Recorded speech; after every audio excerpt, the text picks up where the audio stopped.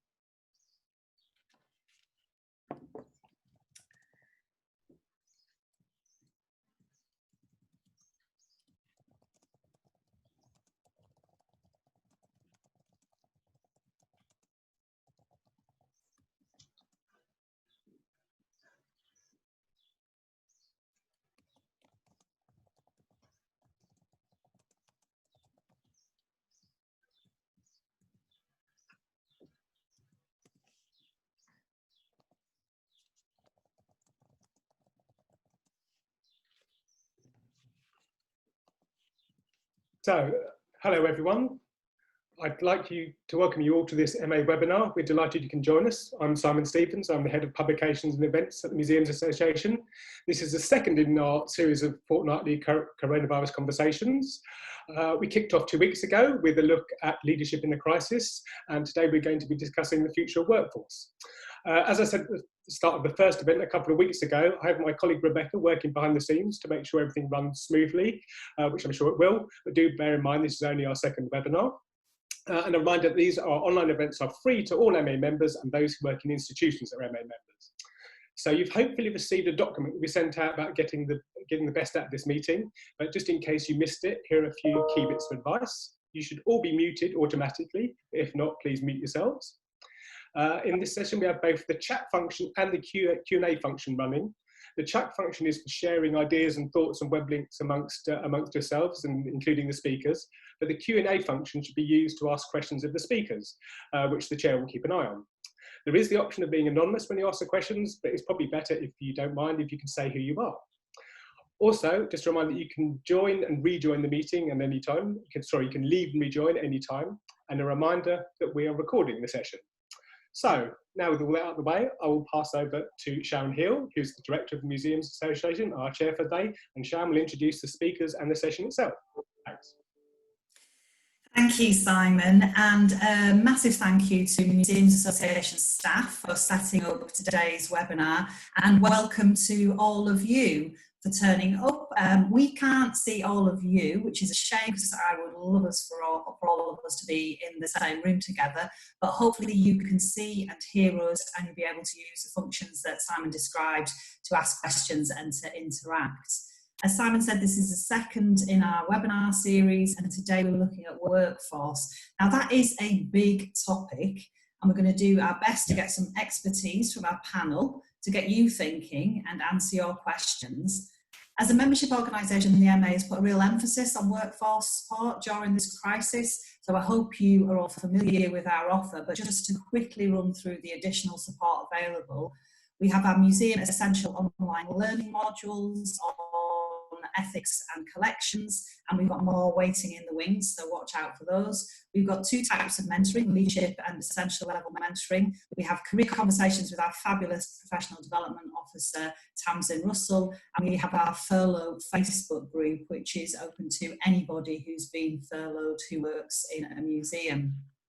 So we strive to represent and reflect the whole workforce: staff, freelancers, volunteers, trustees, front of house, back of house, those just starting out, those who've risen to the top, and they're all reflected in our membership.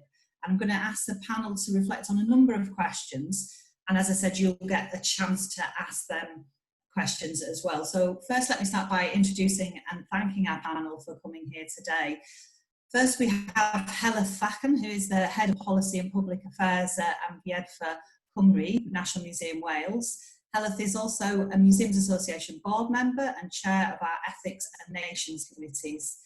One of her previous roles was as Head of Communications for Applied Cymru at Westminster, and Heledd says she's passionate about museums not being neutral and not being afraid of taking positions of principle, For example, declaring a climate emergency, supporting Black Lives Matter, but importantly also taking action, not just making statements.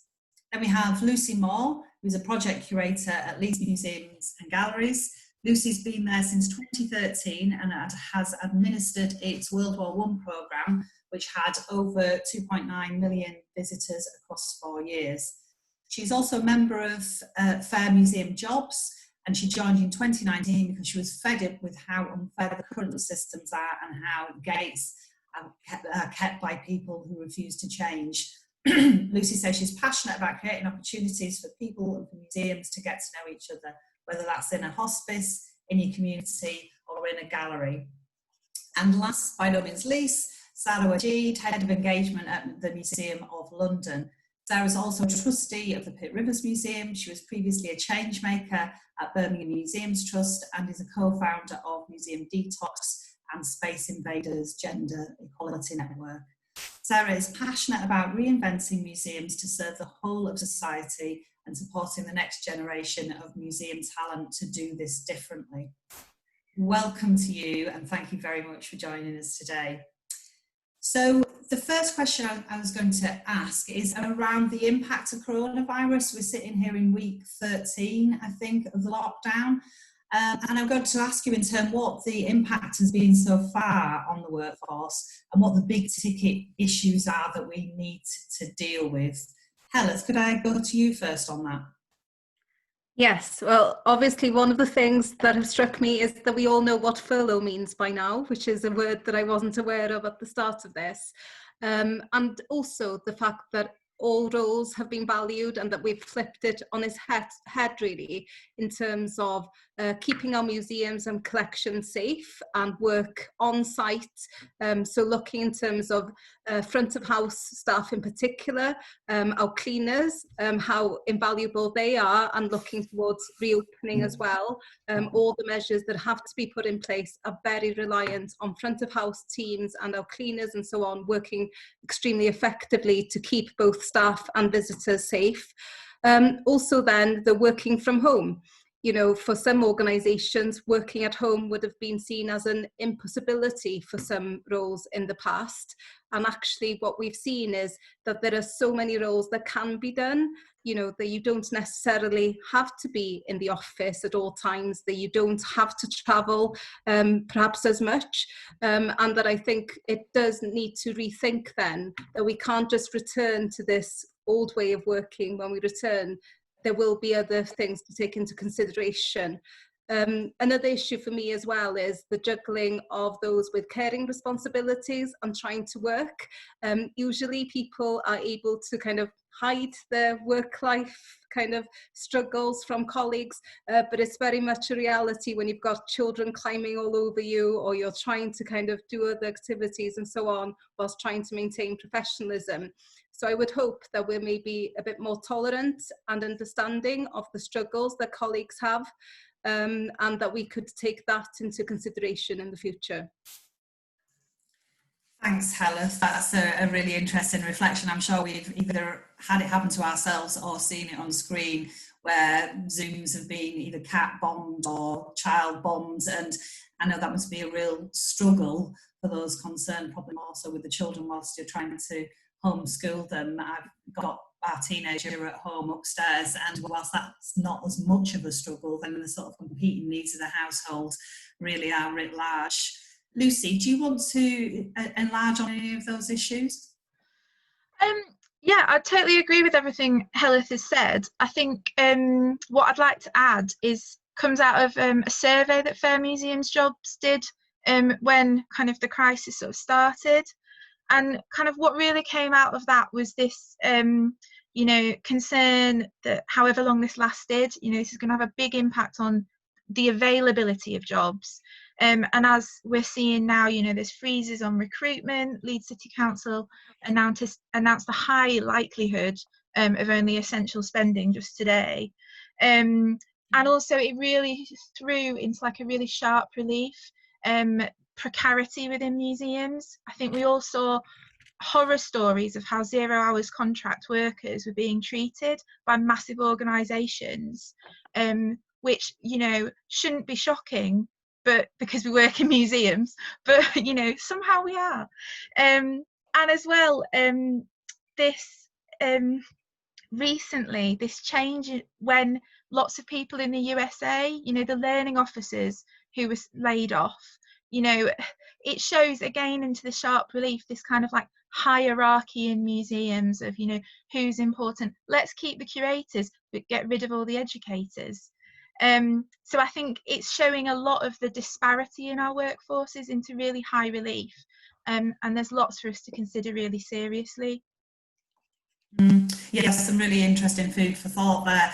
And I saw that report about Leeds City Council. Obviously, the situation for local authorities is they're not just having to deal with the prospect of further cuts immediately and down the line, but also the cost of dealing with the pandemic as well, because that's a real cost to local authorities up and down the country. Sara, what are your reflections on the impact on the workforce? Yeah, I mean, obviously I agree with what's been said before, but if I've got anything to add, I suppose it's this issue of people bringing their whole selves to work, you know, and we've heard a lot in the past about leadership that involves values-based leadership and bringing your whole self to work, whether that's, you know, people of colour, queer workers, people bringing their political values to bear on their practice and their work. And this moment has really, I mean, taken that to a whole new level, as you say, on the one, the practical business of, you know, people physically, you know, bringing the museums into bringing the colleagues into your homes through Zoom and all the rest of it. I happen to be sitting in the Museum of London right now, but, you know, one of the things that, as others have said, is really has been brought into sharp relief is that, particularly in London, that the question of where people live and how they're living, the incredibly sharp disparity, particularly between people who are renting and living in situations where they're working with their laptops on their knees and their whole life and their private life is laid out behind them, and there's no option for them but to live like that and work like that, with you know, people in very different situations, and senior management are getting a very real peek into the existence of people living in precarious ways, particularly in London, in very, like, sometimes very cramped and shared, you know, kind of situations. And then, of course, the other issue in terms of people bringing their whole selves to work is that this is an incredibly political moment. And right now, people are, you know, experiencing a very heightened sense of political awareness. And I'm sure we'll talk about Black Lives Matter later in the conversation, but for instance, you know, talk about people of colour for a minute and how BAME communities are particularly adversely affected by the impacts of COVID, amongst many others. Thinking about what that means for Black, Asian, minority ethnic staff, for instance, and all people who are affected particularly adversely by COVID, is, you know, there's a lot of questions around vulnerability and inequality that are right, you know, people are living it right now. Some people are grieving, and, you know, there's a recognition, I think, amongst colleagues that, you know, there's the whole self needs to be looked after, and we all need to look after each other in a much more, you know, this moment calls for different levels of, you know, empathy, shall we say. Yeah, and that's something that, you know, we are grappling with. We've all noticed, I'm sure, the number of statements that were issued on the back of Black Lives Matter, and also then the calls that came for action as well as words, and that's really critical. And part of that action, I think, can be thinking about our audiences and our workforce during the reopening phase and making sure that different needs are taken into account. Heledd, did you want to just expand a little bit more on that, what we could learn from this period in terms of different ways of working? Yes, I think that health and well-being aspect that Sara mentioned is really crucial, I think, because actually being more considerate to other people's situations is something we need to think about. And also, I think that disparity in terms of people's experiences, in terms of, if we think about returning to work now in particular, you know, not everyone has their own car or mode of transport.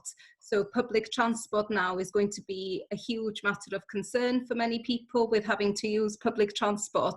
And I think we're going to see disparity again. So I really think we need to think about looking at each of our individuals. So as managers within museums, I think it's getting to know your workforce and being able to listen to them, being able to put plans in place that are sympathetic to everyone's situation, because I think that's the one thing we've seen with COVID-19. It affects people and communities in different ways. We've got 4 different nations in the UK taking a different approach to COVID as well, and how return to work, etc., and the measures that will be put in place. So I think the one thing we can look at is looking in terms of supporting the workforce as is necessary, and making that a huge priority, you know, and being honest with our audiences as well, that the experience won't be the same when we start opening the doors again, and that we need to be honest there about not just chasing visitor figures either, but also thinking about what is our purpose when we reopen, because it will be a healing time for both staff and visitors. And I think that's something we need to be mindful of over the coming months. And I think, you know, there's been some positives that have come out of this new way of working in terms of seeing the potential for a better work-life balance. I suppose it's that question of like, how do we hold on to that? How do we navigate and negotiate that in the workplace, either as leaders, managers, or as members of staff? Lucy, did you have any thoughts on that? Yes, I think, you know, we've all, you know, Zoomed and Skyped and Teamed and I don't know, Jitsied. I did that the other day.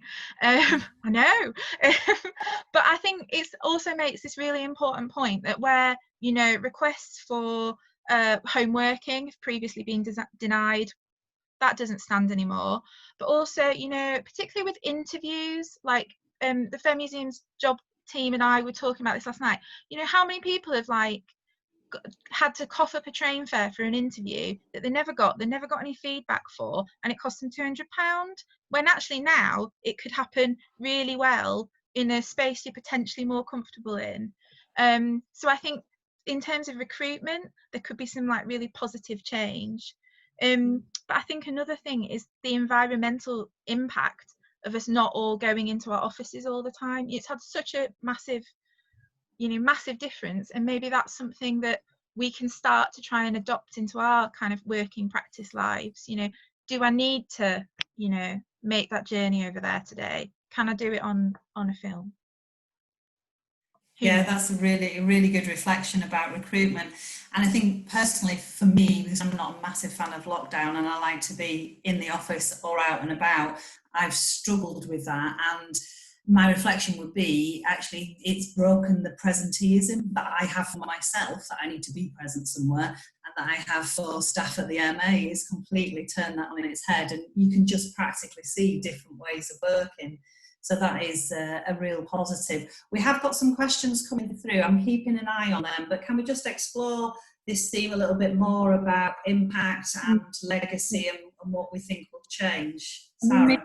Maybe on the positives, I think there's also been a recognition, you know, certainly where I work, there's been a shift in terms of who does what and how hard those lines need to be.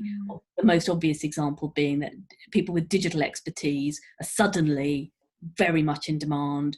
People are very much looking to that sphere for leadership and vision in a way that perhaps previously might have been considered much more like service sort of department, like you will service the vision of others, you social media person, or you know, digital learning person, kind of, you know, you're kind of almost not mechanistic, but, you know, certainly not necessarily seen as there being digital leadership.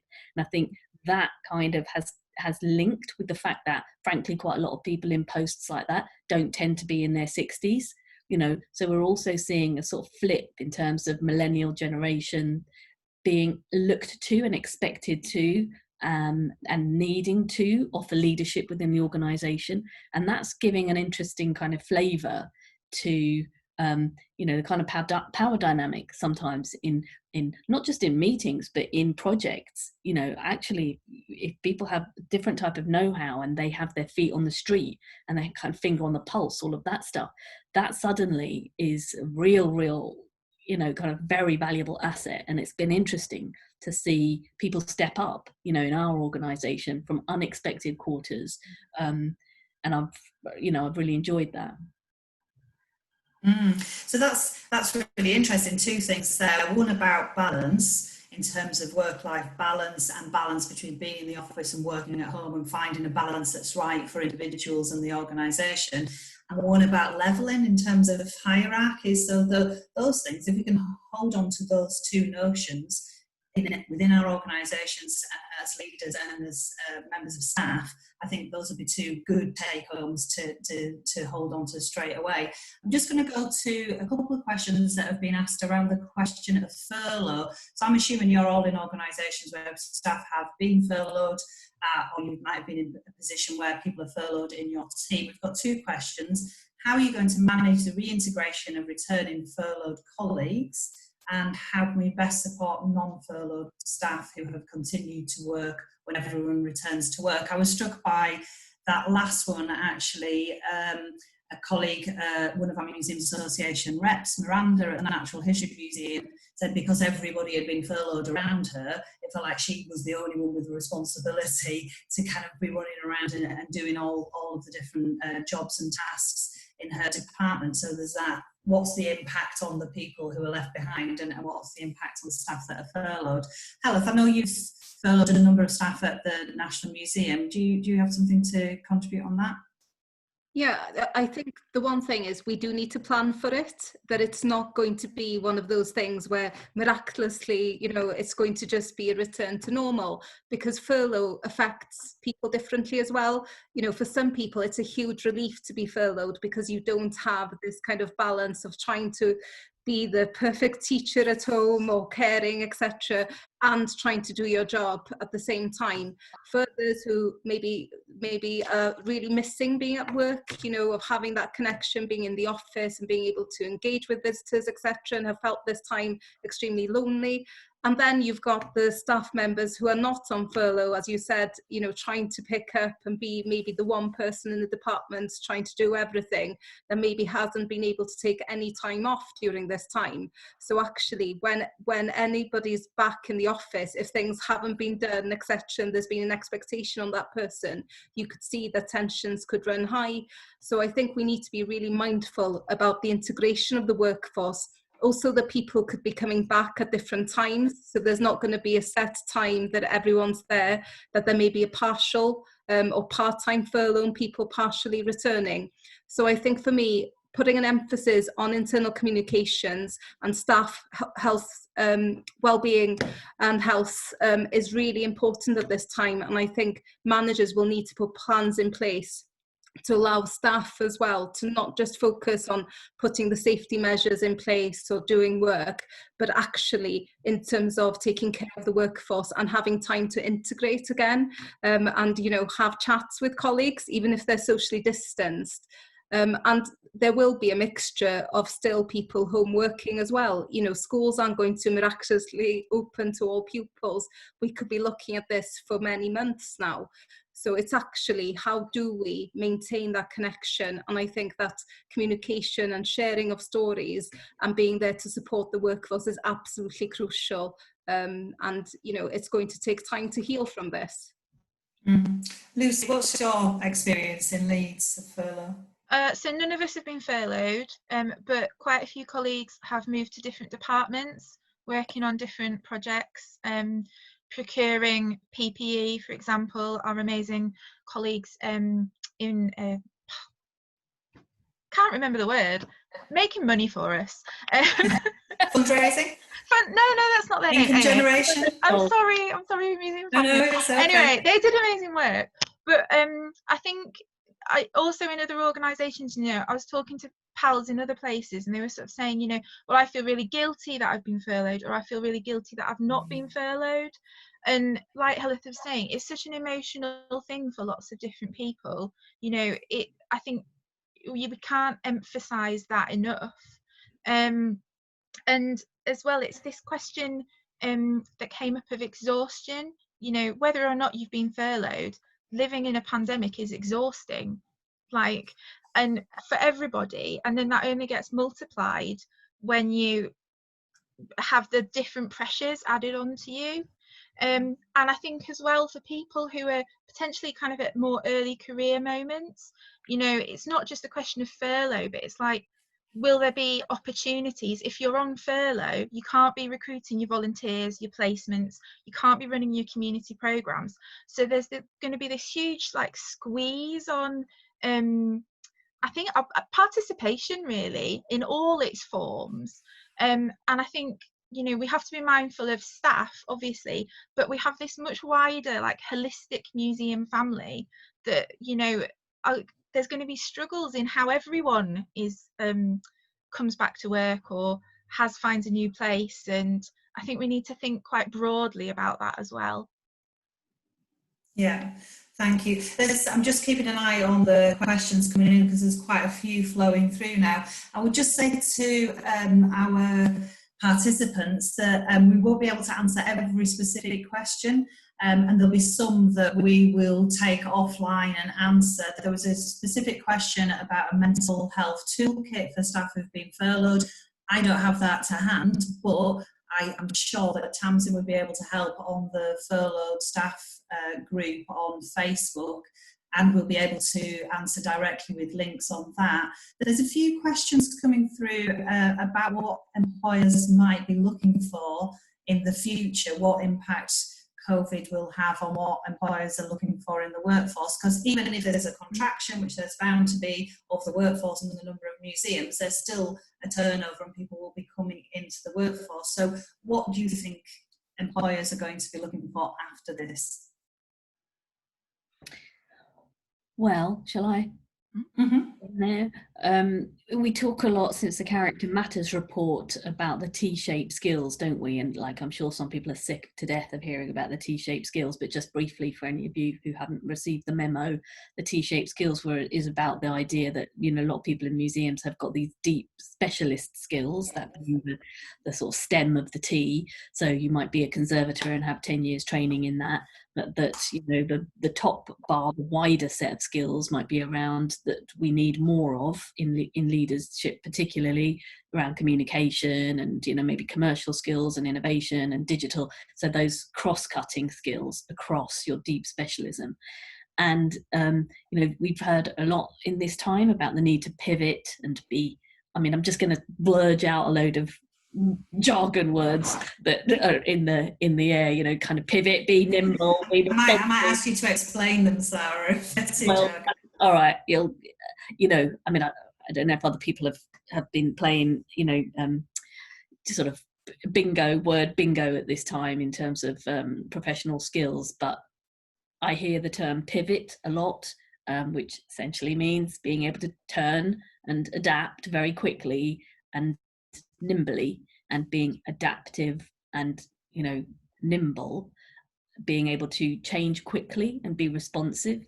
And let's face it, you know, the heritage and museum sector, conserve is our middle name, and conservative with a small c is the cultural norm, the style of kind of practice. And we are basically, you know, a form of civil servants, many of us. And that sort of practice, although we talk it up a lot and talk about the need and want for innovation and creativity, change, and, you know, being bold, in practice, large, you know, in my experience, large majority of the values that are really kind of embraced and valued and, you know, affirmed and rewarded in the sector generally are about caution, risk aversion, making sure everything is safe, which all of which is important. You know, we are here to, in large part, to protect collections for future generations. I get all that, but I think now's the time when all of the chat that we hear a lot of about being kind of, you know, creative in a difficult time and being innovative, that is really being tested now, because I think we are seeing that it's more crucial than ever, you know. And actually, but the question I think for leaders is, what are we willing to sacrifice for that? You know, what things will we change, and what will we let go of? You know, because you just cannot have everything at the same time. And if we're going to elevate and affirm those sort of characteristics, what are we willing to let go of?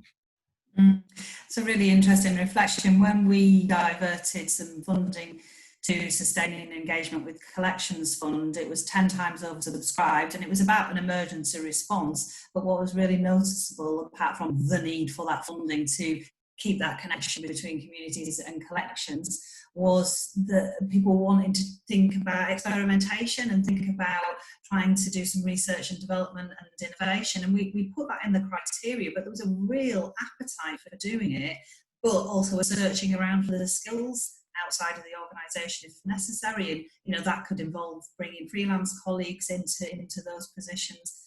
Heledd, do you have any reflections on that, kind of what are the future employers going to be looking for?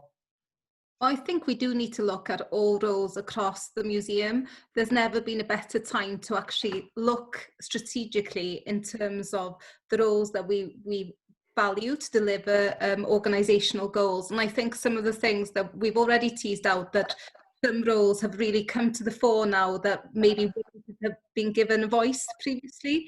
And actually, how do we maintain that going forward? And I think for me, it also ties in now with Black Lives Matter movement, and actually people asking really serious questions about the workforce. And I think let's take this opportunity to look at all the issues that we've said are the things that we need to tackle.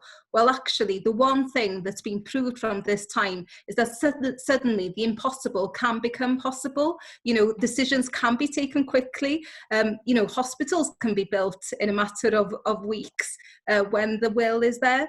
So actually, I'd like to see us take from this that it's not something to put in a long-term strategy as an aspiration. If we're serious about tackling some of the inequalities in our workforce, if we want to kind of look at the roles that we need to deliver for our communities, then now is the time. And it's a wasted opportunity, I think, if museums don't come back from this and really think hard about the roles that they need for a modern museum, not thinking about traditional ones. You know, some museums have existed for centuries or decades, etc., and maybe have some of the same job titles in place.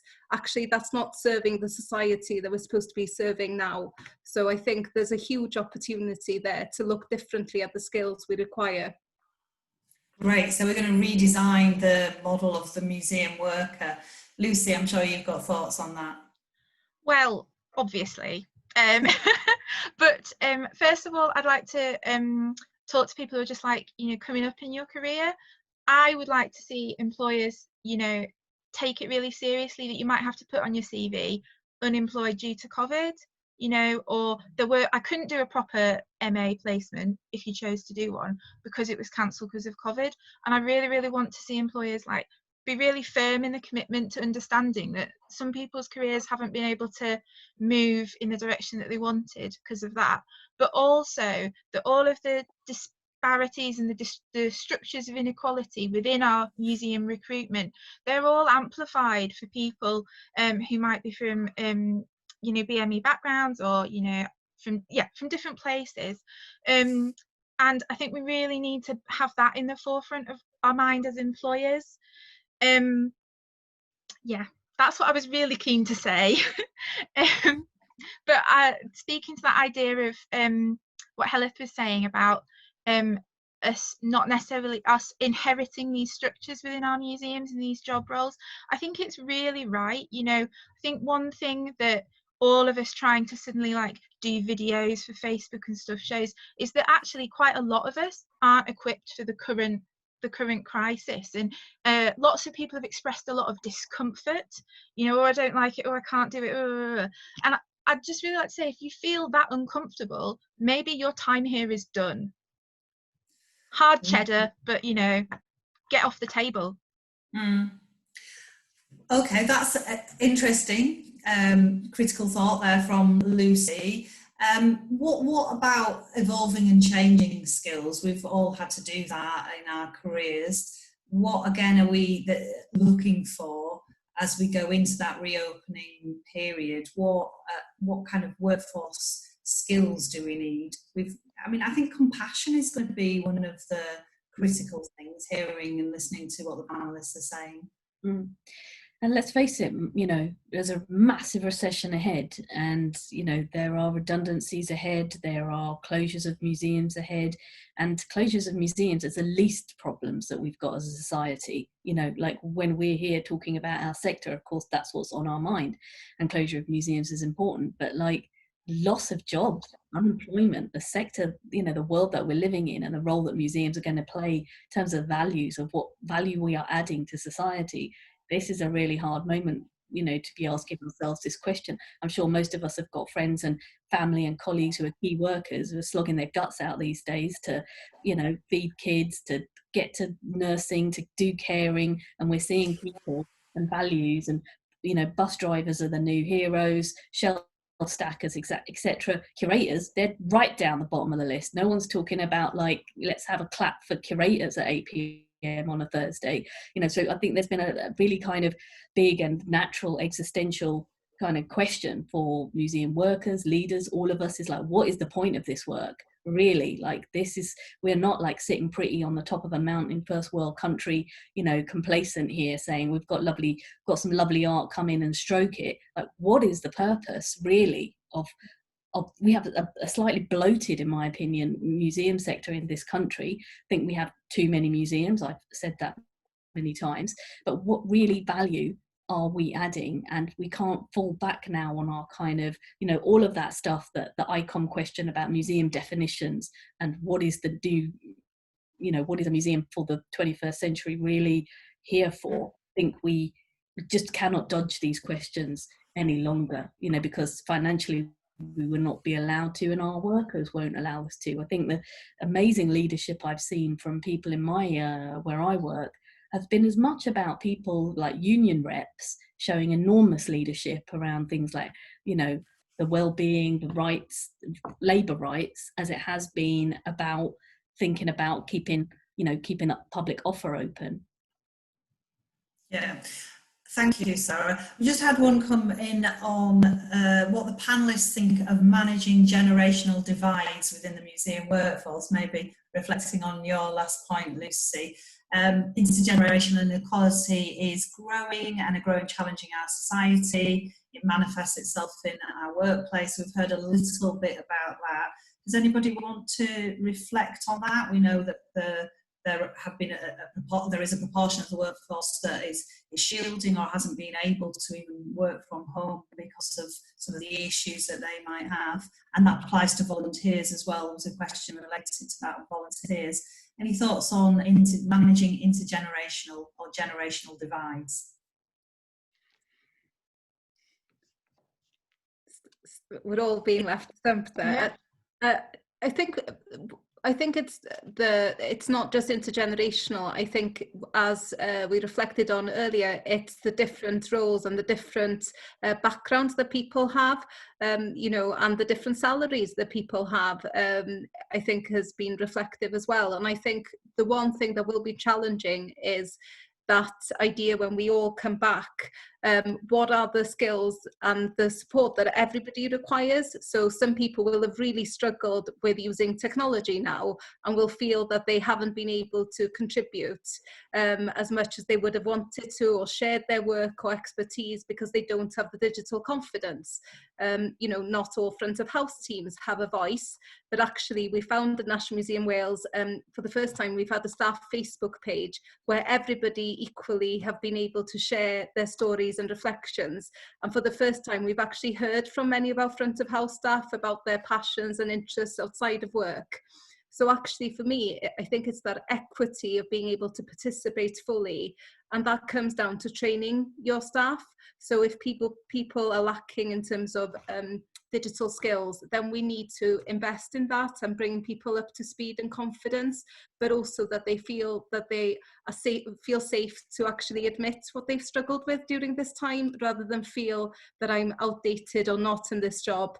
I think those are the kind of skills we need to look at. Absolutely. And I know there are some museums, including those that you work for, Heledd, but in Glasgow as well, that have tried to work across departments and across job roles and to introduce reflective practice to think about all museum staff as members of communities as well outside of the museum space, so to bring their experience, knowledge and their value into the whole of the museum space. There's a few questions about wellbeing as well and how organisations and managers might support that. Have you got any other tips or advice for how institutions have gone about it, really supporting the wellbeing of staff in this period and how they might take that forward?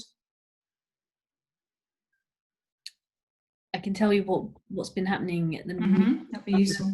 And things that have, you know, been occurring. So there's been much more emphasis on carving out specific time, because there isn't a time to just have a corridor conversation and that water cooler moment. We had a very sad thing happened at the museum not long before lockdown, where we lost one of our young colleagues and she passed away very suddenly. And she was someone who is a real advocate and you know, sort of wrote beautifully about mental health and mental health struggles. So we were already very attuned and very raw, a lot of us, you know, a lot of her friends at the museum, very raw and feeling very kind of very much in grief already before lockdown happened. And so we had actually already just started to have a lot of conversations, particularly about mental health and well-being, around the death of Harry. And so people had started setting up like pop-up like kind of times to meet, just like one of our really empathetic colleagues had set up a sort of time to talk space. And so then that got moved into a kind of virtual space and has been continued, because there isn't that water cup, you know, there isn't that water cooler moment. And I think a lot of us already had on our minds, I wish I'd taken more water cooler moments with that friend, with that colleague. Who knows what might be different now today if we had that. And because we particularly don't have it now, we are proactively doing that and proactively kind of, you know, doing what is feasible on WhatsApp groups and Zooms to kind of try and carve out these informal spaces. There are also quite a lot of, I don't know what size of museum you might need to be in things like an employee assistance program. So we're fortunate that we're a fairly, you know, sizable museum, and we have provision for what's effectively free counselling online, which again people had been using and been encouraged to use already before. So we were already much more aware of those sort of facilities. But I think a lot of people hadn't realised they were there, you know, in the past, and hadn't realised you can call up and get this free counselling, and that there are people on staff and around who have got skills and expertise and are just kind, you know. And we also have a rep for health and well-being, like a union rep dedicated to that, and she's very proactive and, you know, kind of lets that be known. And I think I would say, to be fair, most managers and leaders, it's very top of mind, you know, and our director sends around a weekly kind of update for people, and quite a lot of that is about focus on health and well-being, in as much as it is about, you know, mechanics of what's going on in the museum and business updates. That's a great example. I know, speaking to leaders throughout the sector, many of them have taken that approach of thinking about staff well-being first and foremost, and doing those updates and being cautious actually about the reopening game as well, from the point of view of thinking about the impact on staff as well as whether it's viable from an organisational point of view. Did Lucy, did you have any reflections on that? So from chatting to other people that I know in the sector, I think we do have to be super mindful about how we continue those kind of like water cooler friendships. But a couple of people have sort of expressed that they feel that potentially like cliqueiness that already existed within their organisations has now been exacerbated because they weren't perhaps within that particular group, and that group has got, you know, an amazing friendship and their support network is there. So I think I would encourage managers to think, is everyone communicating how they actually feel, or how they want me to hear that they feel? And I think that's really important. We've had a really good conversation recently at Leeds about reply all emails as a way of having a discussion. But actually lots of people don't feel confident clicking reply all and saying, well, I think this. So there's a whole, you know, spectrum of different ways to to talk about things. But yeah, while some people might have come a lot closer, I imagine there's quite a few staff members who might have been falling through our cracks. Definitely, I think that's a really interesting point for us to think about. We all know the staff that don't always engage in the office, and they're not necessarily going to engage more if they're isolated at home. Heledd, were you wanting to add there? Yeah, because I think it's also about that it very much depends on your manager at the moment. We've seen people mention in terms of compassion or empathy being as key traits really that we need to be showing our workforce. And I think we do have to think about various ways of reaching people. You know, for some people, having mental health first aid will really help and be able to push that and have conversations with colleagues. For others, they will prefer that kind of employee assistance program where it's completely detached from work, that you can contact them from home, that you don't actually have to tell your colleagues about it and seek that support. And it comes down at the end, it's communication. It's actually, you need to remind people all the time, because you don't know at what point a person needs support. You know, there are so many different things going around for different people at different points in time. And for some people will have lost relatives and close people, friends and so on during this time. Maybe the trauma won't hit them for a while. You know, maybe they've been coping and keeping things going. So I think the key thing will be making sure those support services aren't just there when we reopen, but are there in 6 months' time, in a year's time, and there's the norm in terms of supporting the workforce from now on. Yeah. And yeah, we just had a really great tip actually from Emily, who says we set up a randomised coffee catch-up with colleagues in the department for wellbeing check-ins. It's working really well, just wanted to share because it avoids cliques.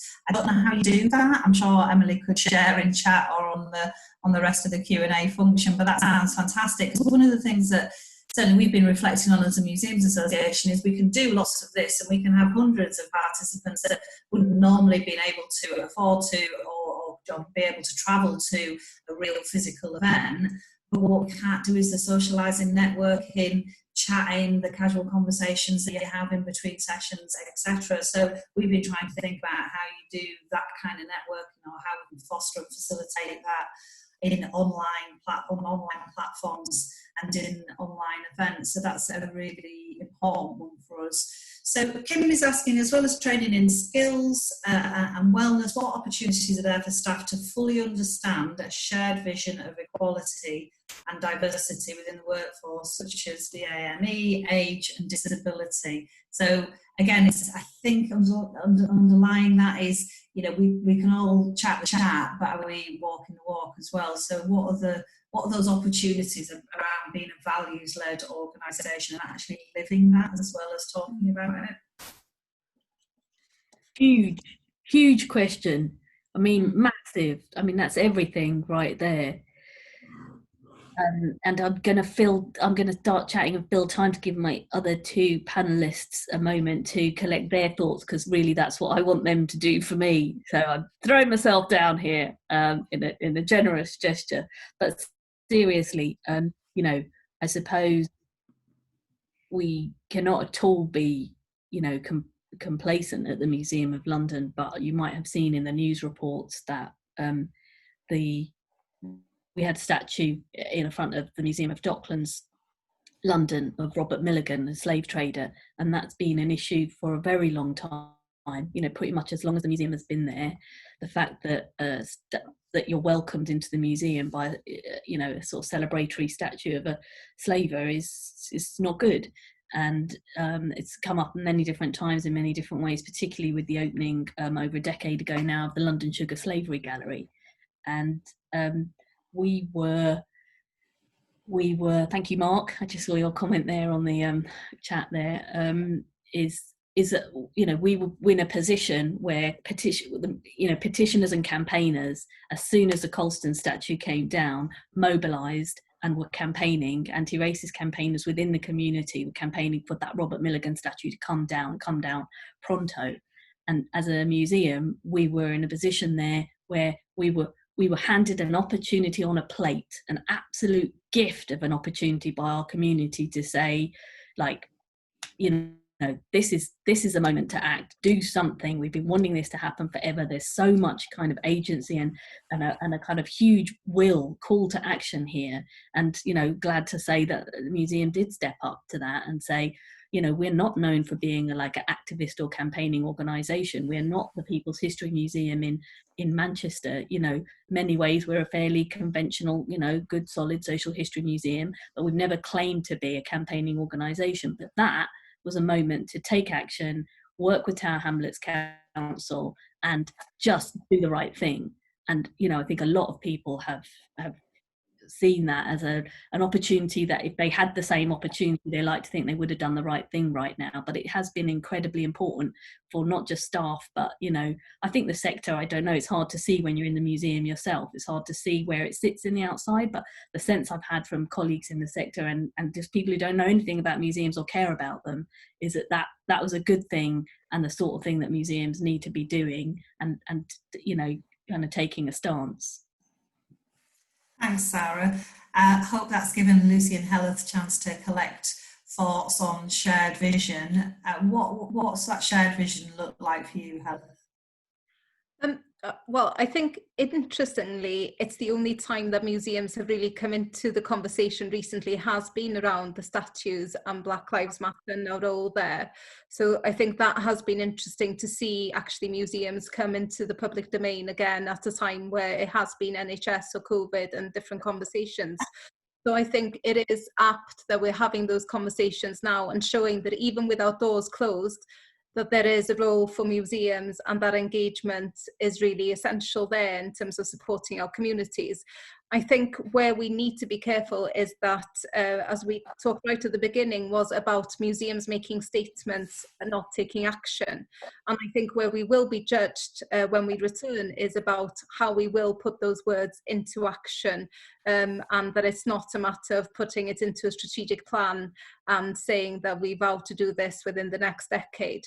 I think Sara, you said at the beginning in terms of political as well, I think, you know, that we've had this debate about museums not being neutral. Should they be neutral? You know, if you're mainly government sponsored by any of the governments, actually this idea that you're more of a civil servant than the museum worker and that you have to be very careful with political views, etc. Well, actually, these statements around equality, yes, they're political, but they're absolutely the right things. And I don't think we should shy away from the big issues and maybe leave it to a youth forum or diversity forum. It needs to be a whole organisation kind of conversation and a conversation with communities.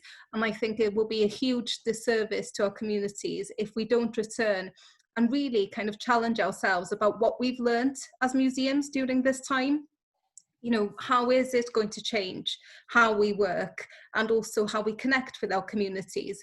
Because actually being closed gives you an opportunity to see what have people really valued about us. You know, why have they still connected with us? What have they missed? What should we be doing? Are there things that we could be doing differently to support people? And I think that's where I see this shared vision of kind of the sector and its worth, because there has been a feeling sometimes that it's just looking at the number of visitors that you've had through the door, the amount of income you've generated, etc. Actually, what's your impact? What's your engagement? Are you listening to people that you serve in your communities? And I'm not sure many museums have had that balance right to date, and I think we've got the opportunity to put that right. Thanks, Heledd. Yeah, I think it's really interesting while we're waiting for reopening guidance to come out in all 4 nations. I don't think it's been published in any of them yet. Actually, the answer to the question, how do you open a museum? The first answer is ask your public, ask your audiences, ask your communities what they want from a reopened museum, and whether that's health and safety measures or exhibitions done in a different way or outreach programs or digital or online, they will give you the answer. But the point is to ask the question. Lucy, did you have thoughts on that? Think about the idea about a shared vision for the future of the sector? Yeah, so I think it just comes down to humanitarianism. You know, we're all humans. What kind of a humanity do we want to represent? You know, I think you're right. It's not political, Heledd. It's, you know, about the kind of people we want to be and the kind of society we want to be in. And I think what's been really clear with the Black Lives Matter protests and everything is that it's thrown into really sharp relief for a lot of white colleagues how we have been benefiting from different privileges and that haven't given very much consideration to a whole range of enormous things. And I think what's been really good to see is a lot of people go, oh shit, I've been bad at this, I need to be better, and to recognise that the becoming better is on them, it's on us, it's on all of us. A while ago I went to some community asset-based training, and that was really, really amazing because it made me reflect on what I give to my communities and how that might be reciprocal or it might not be. And I think that idea of being a citizen in like the most best civic form is really powerful, and I really hope that a lot of the social change that's happening right now will encourage people and institutions that we're all in to reflect on, you know, what it is to be part of humanity. Brilliant. That's a fantastic point to draw this to a close. I was told off last time for finishing really abruptly, so I'm going to try and finish properly by thanking our panellists, thanking everybody who's asked questions. We weren't able to cover them all, but we will try to answer them offline if we have your details and get back to you with specifics. I usually have 3 of things, but I've got 4 take-homes from today's conversation. One is the thing about balance. Let's try and have balance in terms of our work and our life, and let's keep some of that legacy going forward when there is a reopening of institutions. Let's think about the levelling across roles in institutions, that front of house is as valuable as back of house. Curators are as valuable as learning and engagement, that we all have a job to do and to contribute. Let's think about our values as individuals and how we enact them in the workplace, and let's value the workforce that we've got. Thank you. I'm going to hand back to Simon. Oh, could I just say something? When are we going to do the happy birthday? Oh, sorry, and I should have said we've got to say happy birthday to Mark Barrett, who Happy birthday! has his Happy birthday birthday today. He has asked a couple of questions, and we will get back to you, and I know he's been on chat as well. Thanks for the reminder, Sara. Over to Simon. Yes, happy birthday to Mark, and thanks for everyone. We hope you found this event enjoyable and useful and engaging. There were loads of questions, over 40 questions. There was the chat function was being used. There was lots of comments on Twitter, which is all really great. But please do feedback for us. We want to learn from what we do and improve what we offer. A quick reminder that the next coronavirus conversations will be in a fortnight. The subject will be the big one of reopening museums, something I think everyone's talking about already, so that'll be a great session. The full list of speakers will be available announced very soon. There's more details on the MA website, and that's where you can book as well. And just to remind you, the MA website is a place to go for details of all our forthcoming events, the funding we offer, our campaigns, and as we've been talking about workforce, our professional development offer. So that's it really. Thanks very much to all the speakers. You've been wonderful, and thanks so much for all of you for attending. It's been a good session. Hopefully see you in 2 weeks' time. Well, thanks for having us. Bye, thank you.